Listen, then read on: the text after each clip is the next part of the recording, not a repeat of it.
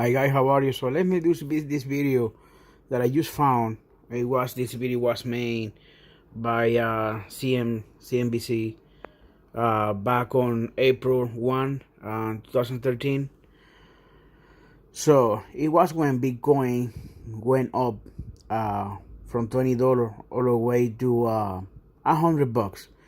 And let's see all the controversy here on CNBC back on April 1, 2013. So take a look for all people who are skeptical about Bitcoin and believe that Bitcoin now will go to 50, $100,000 in the future. So let's see and make your own conclusion over here.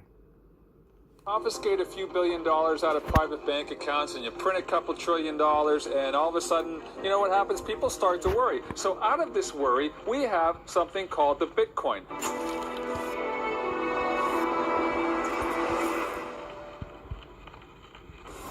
Bitcoin is an electronic online digital currency, was created about 3 years ago, kind of flew under the radar. Now it's starting to actually gain some traction. You exchange your dollars, you exchange your euros, whatever, you go onto these networks and it's an accepted currency and it's zooming in value lately. Just unbelievable how much this has taken off.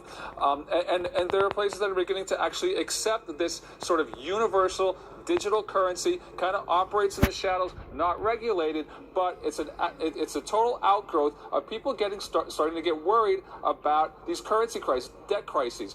Where are these things accepted? Still not a lot of places. I checked out online, not a lot of websites that you would recognize, but the places are kind of novelty clothing, gaming sites, yeah, wait for it, porn, some of those places. But, you know, there are a lot of drawbacks, there are a lot of fears that I'm sure that our guests are going to talk about, but this tells you how really insecure people are in this age of debt and currency crises and all the other things that we have going on in the world. First, I have to give Bitcoin creators credit. At least they know enough not to trust fiat money that's controlled by our government.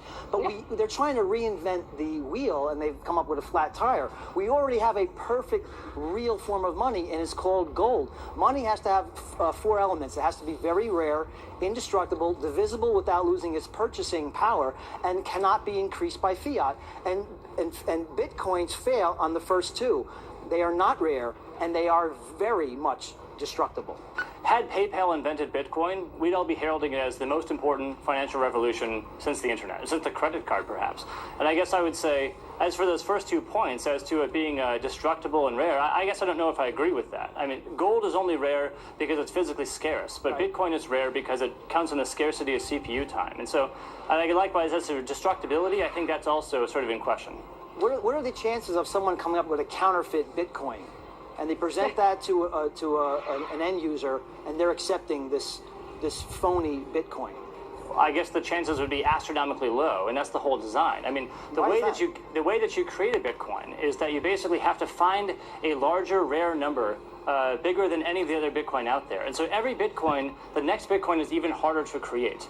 And so I'd say right now it requires vast amounts of CPUs, generally through Amazon Cloud and things like this, to create the next Bitcoin. So it'd be exceedingly impossible or exceedingly difficult to create a counterfeit Bitcoin. So hacking Bitcoin could be a problem, but what about someone coming up with a counterfeit that end users don't recognize as being counterfeit, and then eroding the purchasing power of all existing Bitcoin? You guys, I guess one of my concerns here too is that, you know, there's a lot of stories about drug dealers using these kind of things, and I think it's just a matter of it's not regulated, it's not controlled. The whole Bitcoin market is about $1 billion. It's a novelty for the geek squad. I can assure you, if these became well promulgated, then the U.S. government would shut it down. And it has quintupled in value over the last year. Just since the Cyprus thing came up, it's up over 20%. Over the last month or about a couple months, it's up over 40%. So it's actually getting some visibility out there. Again, you can go online and go to places where Bitcoins are accepted, and there are dozens of places. No websites that you would actually that you know, if I said them, oh yeah, I know that, but it's just going to be very interesting to see just how much this catches on. It just sounds so silly,